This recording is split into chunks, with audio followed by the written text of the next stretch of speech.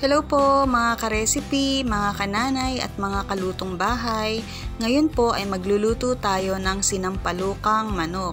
So magpapainit po tayo ng kawali and then maglalagay po tayo ng cooking oil 2 tablespoon. And then lalagay na po natin ang ating ginger 30 grams. Haluin po natin siya for 1 minute.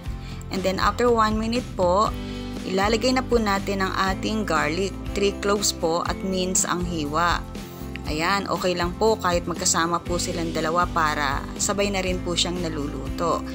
So, after po nyan, ilalagay na po natin ang ating sibuyas. Ang sibuyas po ay 1 piraso lamang.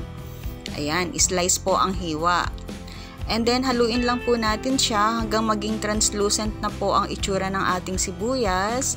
And then, after po nyan, ilalagay na po natin ang ating 1 kilo na chicken. Ayan, ang chicken ko po wala po siyang chicken breast. Puro legs po yan tsaka thigh kasi po ang chicken breast po ay mayaman sa purine, which is hindi po pwedeng kainin ng mga matataas ang creatinine. So ayan po, naglagay po ako ng patis. Ang patis po ay 2 hanggang 3 kutsara. Nilalagyan ko na po ng patis para po lumasa na po dun sa manok habang sinasangkutsa na po natin ang ating chicken. Ayan, naglagay po ako ng black pepper, 1/4 teaspoon. So, haluin po natin siya ulit. And then, after po nyan, i-cover na po natin hanggang sa maluto na po ang ating manok at saka yung blood po niya lumalabas na para hindi po siya malansa. So, ayan na po ang ating chicken. Nasangkot siya na po. Wala na po siyang dugo kung mapapansin po ninyo. At saka lumalabas na po yung pinaka-oil ng chicken. So, after po nyan, ayan. So, after po nyan, ilalagay na po natin ang ating sitaw.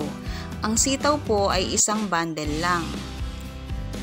Sa 1 bundle po, ang piraso po ng sitaw I think 6 pieces po. So, ayan po, hinahalo ko na po. So, after po nyan, maglalagay na po tayo ng tubig. Ang tubig po ay 3 cups. Ayan, depende rin po sa inyo kung gaano karaming sabaw ang gusto nyo ilagay. Pero dapat po, dagdagan din po ninyo ang patis. So, ayan po, tatakpan na po natin. So, kailangan po natin siyang pakuluin maigi. So, ayan po, kumukulo na siya. Yun po, tinatanggal ko po yung mantika ng chicken para po kasi pag hinigop yung sabaw, hindi kasama yung mantika. So, ayan, halo. So, ayan po, nilagay ko na po yung labanos. Ang labanos po ay 1 piraso lang ang nilagay ko. So, ayan. And then, after po nyan, isasabay na rin po natin ang okra. Ang okra po ay 5 to 6 pieces lamang, pwede na.